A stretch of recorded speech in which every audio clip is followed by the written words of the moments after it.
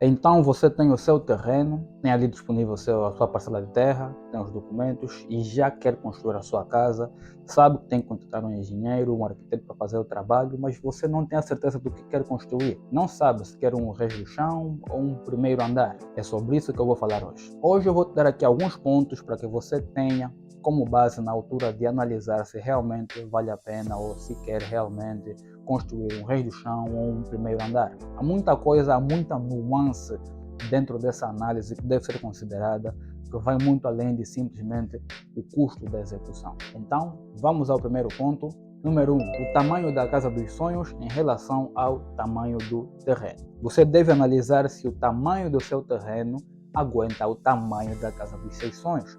Se você sonha com uma casa de 3 quartos, dos quais duas suítes, escritório, com uma cozinha vasta, despensa, lavandaria, incluindo anexo com piscina, estacionamento, você deve analisar se no seu terreno vai caber todos esses compartimentos de forma confortável, porque para além de você considerar o tamanho do terreno e o projeto, você tem que considerar que vai licenciar a sua obra e no ato de licenciar deve levar em conta os afastamentos laterais, frontais e traseiros dos limites do seu terreno. Isso são fatores importantíssimos, algumas vezes negligenciados, e é por isso que muitos projetos são reprovados pelas administrações. Nesses casos, se o terreno for muito pequeno e não caber, aí você tem que entrar na análise para um primeiro andar, porque numa casa térrea pode não caber todos esses compartimentos. Então, se você querer esses compartimentos sem abdicar de nada, é ideal considerar um piso acima, um primeiro andar. E o número 2 é um membro com dificuldade de locomoção na sua família. Caso você tenha um membro da sua família com alguma dificuldade de locomoção, ou uma lesão, ou um idoso, ou uma criança, qualquer que seja, você deve considerar isso.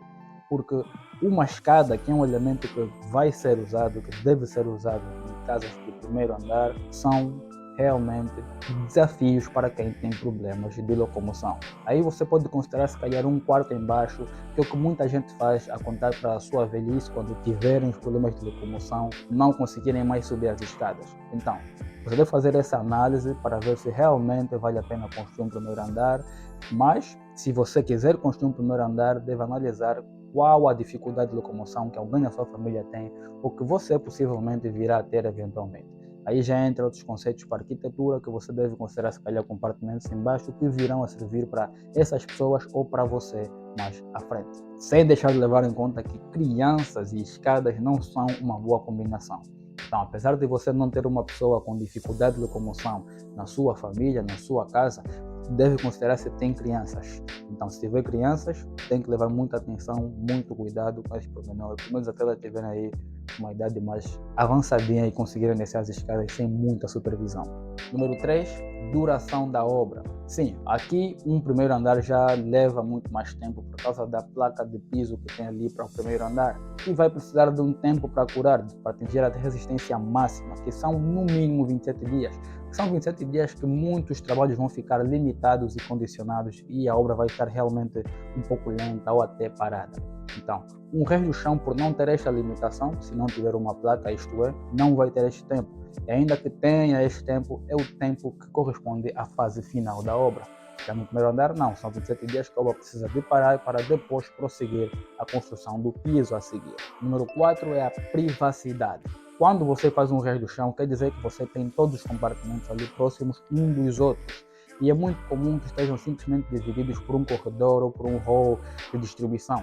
E ali você tem a sua privacidade meio que condicionada. Num primeiro andar você não tem isso, a separação é física mesmo. É uma placa de separação e para chegar ao próximo piso você tem que passar por uma escada.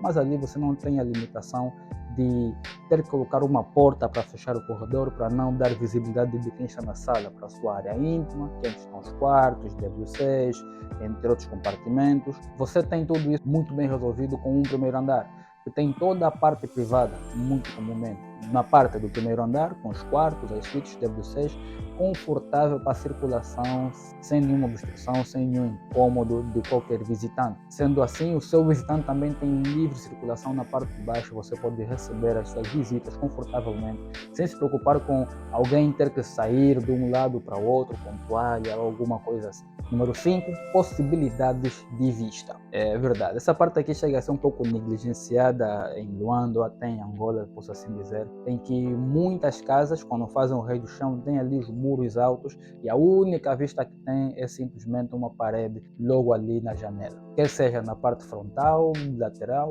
não faz realmente diferença. Alguns arquitetos até adornam essas vistas com algumas plantas, mas realmente nada se compara com você olhar para fora e ver um jardim, olhar para fora e ver o pôr do sol, ter uma vista bonita. E por isso um primeiro andar dá essa possibilidade. Se você tiver um terreno com uma vista bonita, digamos para a praia ou para uma rua também que é muito bonita, você tem essa possibilidade. Você pode colocar uma varanda ou a janela que dá para essa parte bonita e você acordar ou simplesmente ir para a sua janela e apreciar esta paisagem, esta vista. Você não tem isso com o resto do chão porque vai ter uma parede ali por questão de segurança, mas eu não tenho esse problema com o primeiro andar. Número 6, valorização do imóvel. Geralmente o primeiro andar vale mais do que um resto do chão. Isso por causa da lei da procura e da oferta. Há muito mais procura para o primeiro andar do que a oferta. É muito mais comum encontrar casas res do chão construídas do que o primeiro andar. Só por isso o primeiro andar acaba por ser um pouco mais caro, geralmente 20 a 35% um pouco mais caro. Isso serve muito para você que vai construir a sua casa e mais à frente pretende vender. Então, se você pretende vender, vale a pena fazer um investimento agora e mais à frente conseguir ter um lucro, um retorno de para aí 20 a 30% do seu investimento. E não só. Pode ser que um dia você seja obrigado a vender por um motivo ou por outro e é bom ter um imóvel que realmente vai conseguir dar um retorno maior do que aquilo que daria um resto do chão, por exemplo. E por último, o custo, se calhar o ponto mais importante desta lista.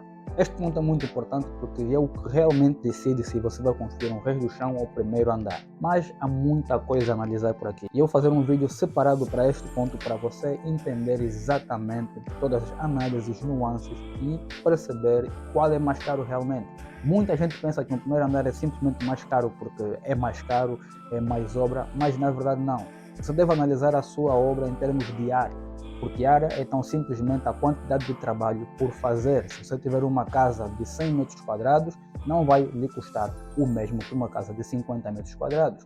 Se você tiver uma casa de 200 metros quadrados, uma casa térrea, isto é, tem um primeiro andar de 200 metros quadrados, é possível que os dois lhe custem a mesma coisa, ou não, dependendo de várias análises que eu vou ilustrar no próximo vídeo aqui no canal, que vai ser o quanto custa um resto do chão e um primeiro andar. E por isso, se quiseres ver esse vídeo, se quiseres receber a notificação deste vídeo, subscreva aqui no canal, deixa o teu like, porque assim o YouTube entende que isso é um bom conteúdo e vai recomendar para mais pessoas, incluindo para ti da próxima vez que eu publicar.